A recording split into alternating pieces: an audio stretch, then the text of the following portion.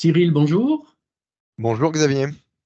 Donc, bienvenue dans Nous Entrepreneurs, où, comme tu le sais, nous parlons de l'entrepreneuriat, nous parlons des entrepreneurs, donc de toi, et nous parlons de leur belle personne morale. Donc, ça va être ma première question.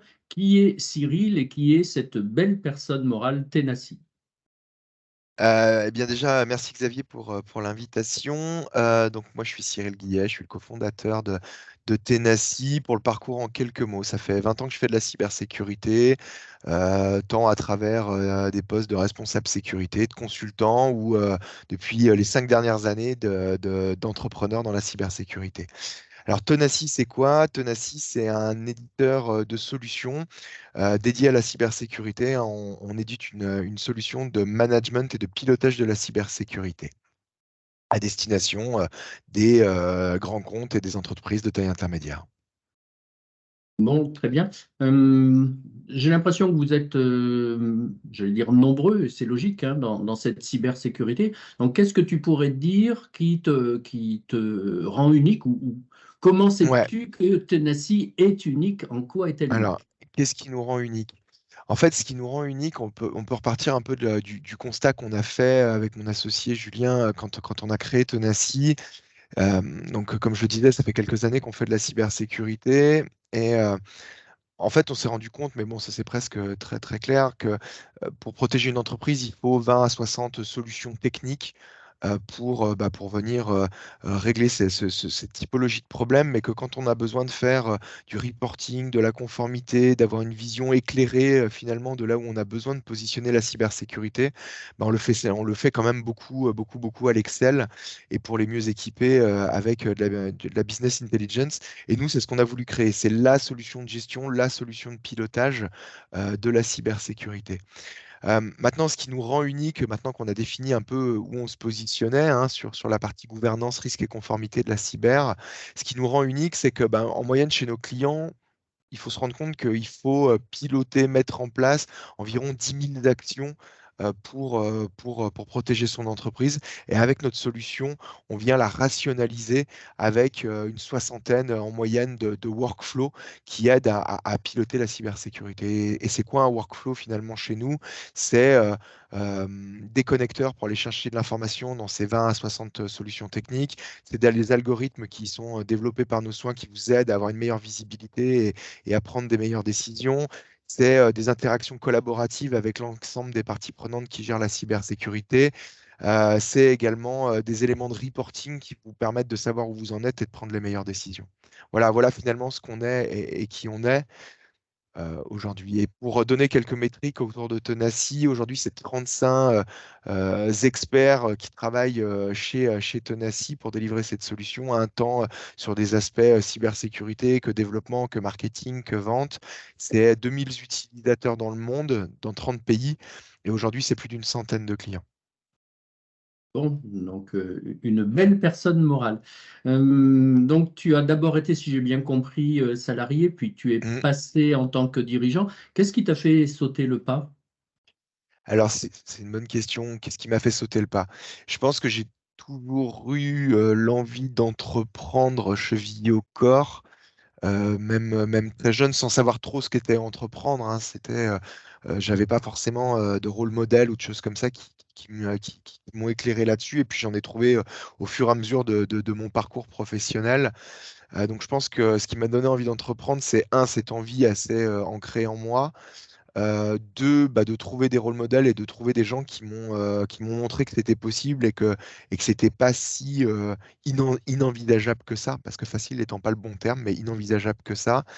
Et puis une opportunité, je pense, l'opportunité autour des 35 ans, de se dire, bah tiens, est-ce que ça serait pas le moment justement de saisir ça et de tenter d'être plus libre avec toutes les contraintes que ça sous-tend. Hmm.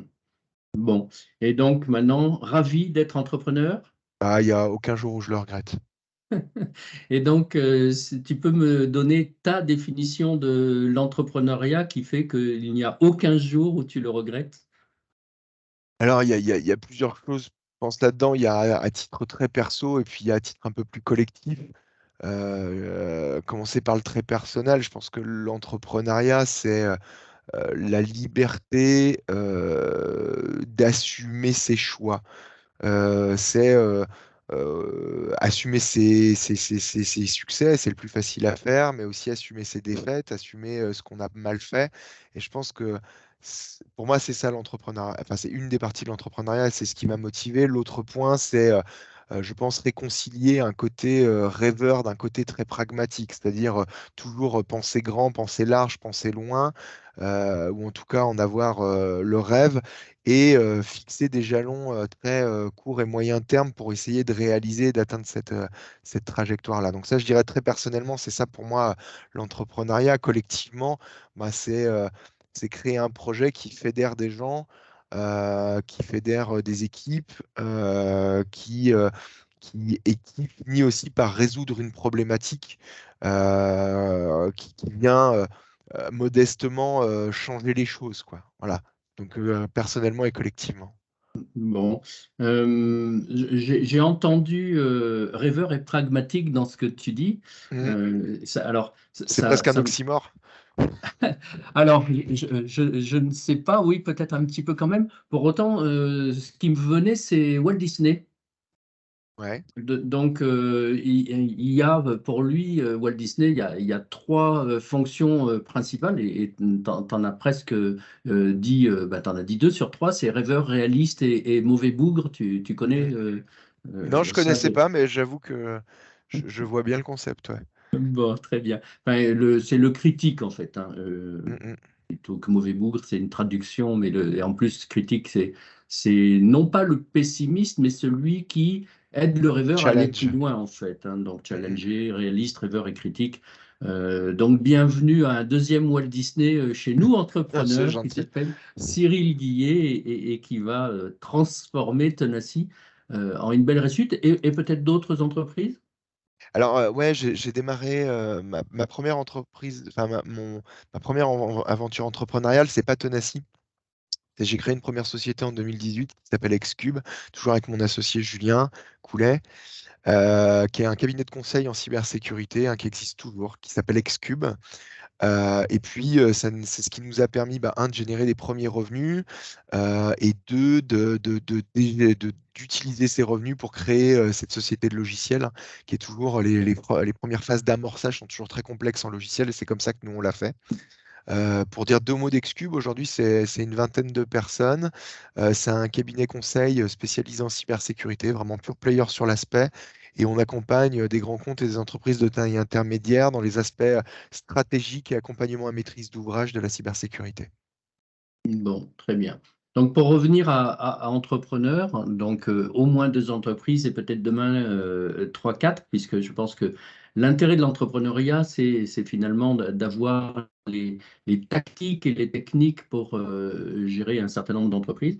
Mhm, Euh, et au-delà de ça, bon, on parle d'entrepreneuriat et de plusieurs entreprises, donc ça nous fait parler de succès. mhm. En même temps, j'aimerais le yin et le yang, hein, j'aimerais que tu me parles des plus grandes difficultés que tu rencontres aujourd'hui dans cette belle passion, j'ai failli dire métier, mais dans cette belle passion d'entrepreneuriat. Ouais, alors les difficultés qu'on rencontre, en fait, c'est marrant parce que je vais faire un peu le même typologie de réponse que tout à l'heure. Il y a des choses très personnelles et des choses plus collectives dans le Mhm. projet. Personnellement, je pense que c'est la gestion de son énergie et tout ce qui va avec, hein, la gestion de son temps, la gestion de son équilibre vie pro, vie perso, sachant que je pense que quand on accepte d'être entrepreneur, on accepte d'avoir comment dire, de tout le temps bosser, de ne tout le temps pas bosser finalement. C'est ce que je dis souvent. Quand on me pose, on me dit, mais tu travailles beaucoup? Je dis, bah non, parce qu'en fait, les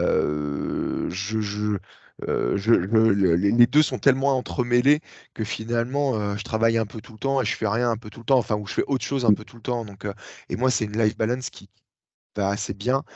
Mais c'est vraiment la plus grosse difficulté, c'est de trouver justement cette balance de sa vie sociale, de sa vie familiale, de ses autres projets qu'on pourrait avoir aussi. Et c'est de créer des focus. Donc je trouve que ça, c'est toujours la chose la plus dure. Donc c'est l'équilibre. Après, il y a l'énergie qui est sous-tendue de ça. C'est que tu parlais d'athlètes dans notre introduction avant qu'on se rencontre. Je trouve Mm, qu'il y a des choses très similaires justement aux athlètes de haut niveau.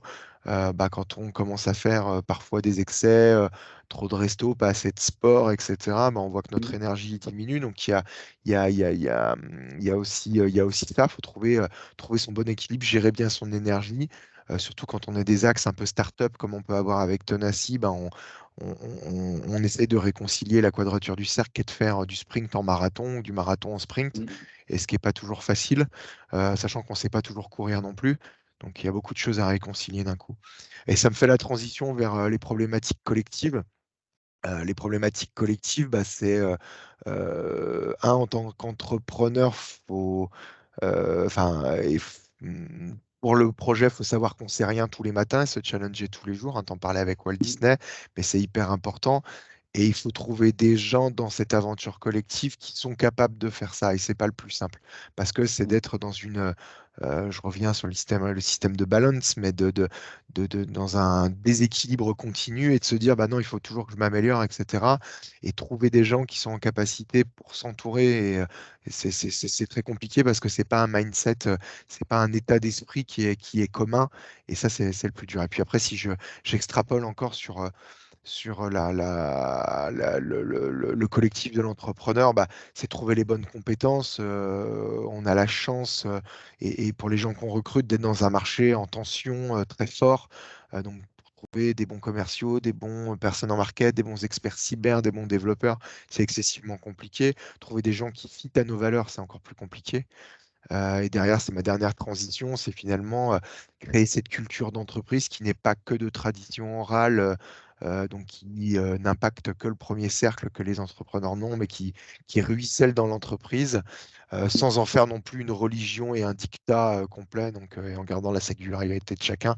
Et je trouve que tous ces équilibres-là sont le plus dur et le plus complexe, un, à percevoir, deux, à maintenir dans le temps.